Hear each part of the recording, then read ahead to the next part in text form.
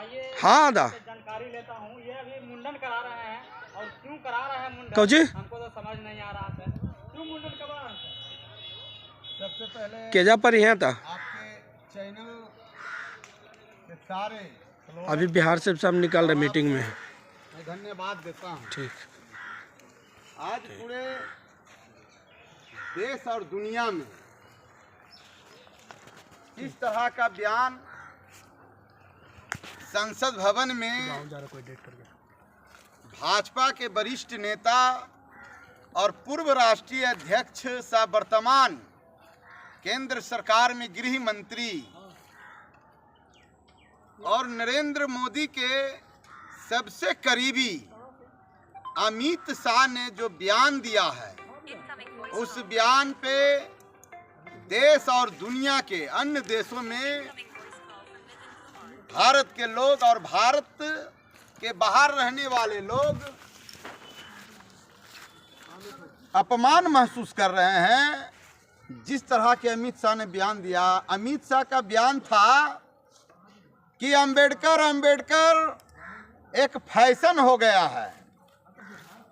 जिस तरह लोग अंबेडकर का नाम लेते हैं, अगर किसी भगवान का नाम ले लेते तो 7 जन्मों तक वो स्वर्ग में चले जाते हैं। तो अमित शाह को स्वर्ग का रास्ता पता नहीं है, परंतु अंबेडकर वादियों को स्वर्ग के पता है। स्वर्ग अमित शाह को कैसे भेजना है वो हमको पता है, इसलिए आज हम सिर का मुंडन करवा रहे हैं। और इस देश के अनुसूचित जाति वर्ग, पिछड़ा वर्ग, मुस्लिम समाज, आदिवासी समाज के लिए आज अमित शाह मर चुके हैं।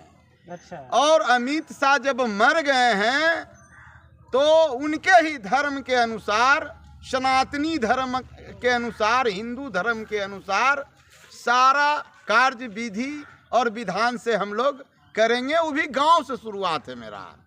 हम मुंडन भी कराएंगे उनके, कल और आज भी उनके चिता में आग भी जलाएंगे और भोज भंडार भी करेंगे और गया में जाके पिंडदान भी करेंगे। पिंडदान भी कीजिएगा? पिंडदान भी करेंगे, गया में पिंडदान भी करेंगे, भोज भी कराइएगा? भोज भी कराएंगे। तब जाके अमित शाह को जो है अर्थी भी निकालना पड़ेगा सर? हाँ, अर्थी जुलूस भी निकालेंगे, कल ही निकालेंगे, आज भी इनको जलाएंगे, तब जाके उनको स्वर्ग का रास्ता मिलेगा। हम कहना चाहते हैं बाबा साहेब अम्बेडकर इस देश के महिलाओं के मुक्तिदाता हैं, इस देश के दलित, पिछड़े और मुस्लिम समाज के ईश्वर हैं। और हमारे ईश्वर के अगर कोई बदनाम करता है, अपमान करता है, तो द ग्रेट भीम आर्मी और उनके जो समर्थक हैं, जो अनुसूचित जाति वर्ग के हैं, जो भीम पुत्र हैं, वो कदापि बर्दाश्त नहीं करेंगे। आज बाबा साहब के नाम लेना फैशन नहीं है, बाबा साहब ब्रांड है। और इस ब्रांड को लोग सर के ताज पर लगा के घूमते हैं, सीना में सटा के घूमते हैं। इन्हीं का संविधान से देश चलता है और इस संविधान ने हमारे समाज को बोलने का अधिकार दिया, चलने का अधिकार दिया, अच्छा वस्त्र पहनने का अधिकार दिया। आज संसद, विधायक, मंत्री, राष्ट्रपति, एसपी, कलेक्टर, बड़ा बाऊ, इंस्पेक्टर, जितने भी संवैधानिक पद पर बैठे हुए हैं हमारे समाज के लोग, इसी संविधान के बदौलत बैठे हुए हैं। सर कहीं ना कहीं वो भी संविधान से बने हैं, इस पर क्या कहेंगे? हाँ, संवैधानिक पद पर गृह मंत्री संवैधानिक पद पर रह के संविधान का विरोध करते हैं। हम मांग करते हैं देश के राष्ट्रपति से कि ऐसे लोगों पर देशद्रोह का मुकदमा हो और इनको जेल के सलाखों में भेजा जाए। सारा पार्टी एक तरफ क्यों नहीं आ रहे हैं सर? सारा पार्टी को विरोध करना, आखिर दलित ही सिर्फ क्यों करेगा बाबा अति समर्थक? आप शायद नेशनल चैनल को नहीं देख रहे हैं। पूरे भारत में, क्योंकि कुछ लोग कहते हैं सर क्योंकि नेशनल मीडिया जो है बीजेपी के थ्रू बिकी हुई है। फिर भी कितना छुपाइएगा सच को। आज नेशनल चैनल पर महागठबंधन, इंडिया गठबंधन के जितने भी घटक दल हैं, पूरे अपने अपने राज्य में अपने स्तर से विरोध जता रहे हैं। आप ये सवाल कीजिए कि जो बीजेपी आरएसएस गठबंधन में शामिल है, जैसे में चिराग पासवान जी, जीतन राम मांझी जी, रामदास अठवले जी, तो आपको प्रेम जी एक बात बताना चाहते हैं। जब इस देश में मुगल आया था तो आर्यों ने, जो विदेशी यूरेशिया के लोग थे, उस आर्यों ने मुगलों का गुलामी किया, पिट्ठू और चमचागिरी किया, तब इस देश में मुगल आए।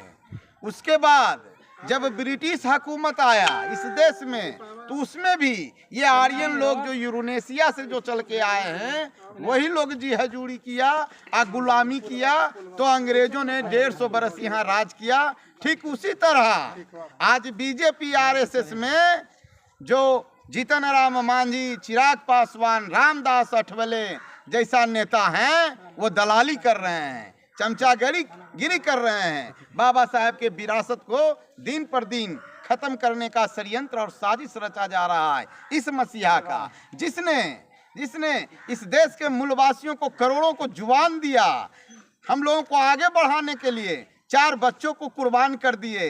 अपने पिता, जिस पिता को इनको सेवा करना चाहिए था, उस उम्र में विदेशों में ये पढ़ते थे, पिता को सेवा नहीं कर पाए, पिता को इन्होंने खोया है, पत्नी को इन्होंने खोया है। 4 बच्चे के कुर्बानी देने के बाद आज रजनीश पासवान को बोलने का अधिकार मिला और प्रेम पासवान को मीडिया चैनल में काम करने का अधिकार मिला।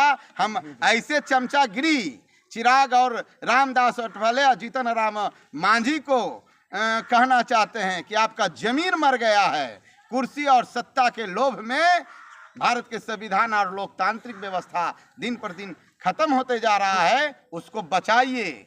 और आप चाहते हैं कि मेरा राजनीतिक करियर बचा रहे, तो आप जो है बीजेपी के साथ छोड़िए और इंडिया गठबंधन के साथ मिल के भारत के संविधान को मजबूत कीजिए, इस देश के लोकतांत्रिक व्यवस्था को मजबूत कीजिए। यही हम कहना चाहते हैं। क्या लगता है सर, आने वाले चुनाव में इसका जवाब जनता देगी?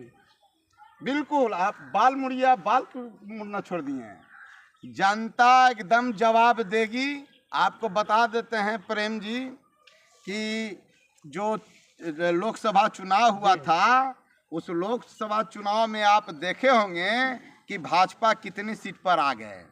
इसके पहले बहुमत में सरकार बीजेपी के था, आज लंगड़ी सरकार है। आज अगर चाहेंगे चिराग पासवान जी अगर चाहेंगे तो केंद्र में सरकार को गिरा सकते हैं, नीतीश कुमार अगर चाहेंगे तो केंद्र में सरकार गिरा सकते हैं। परंतु ये लोग जो है सत्ता का लोभी है, कुर्सी का लोभी है। भारत का संविधान खत्म हो जाए, इनको कोई लेना देना नहीं है।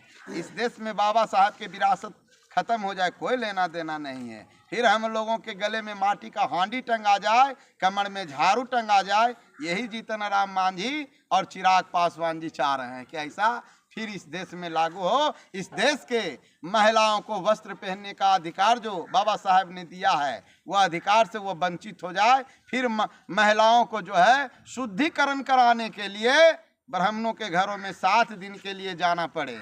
हमारे घर के प्रथम बच्चा को जो है धतुरा के दूध में डुबा के मार देना चाहिए, ऐसा विधान लाना चाहते हैं इस देश में। फिर मनु स्मृति लागू कराना चाहते हैं। और आपको बता देते हैं चिंता की बात, आरएसएस के कार्यालय में मनु स्मृति लिखा गया है और लिख के बुक को रख दिया गया है। और जैसी हम लोग जरा सा सो गए, रजनीश पासवान और इस देश के अम्बेडकरवादी अगर आंख मूंद के सो गया, तो पट सा जो है आरएसएस और बीजेपी के लोग भारत के संविधान को खत्म कर देंगे और मनु व्यवस्था, मनु स्मृति को लागू कर देंगे। तो नमस्कार, आप देख रहे हैं जनता हाल। ये थे हमारे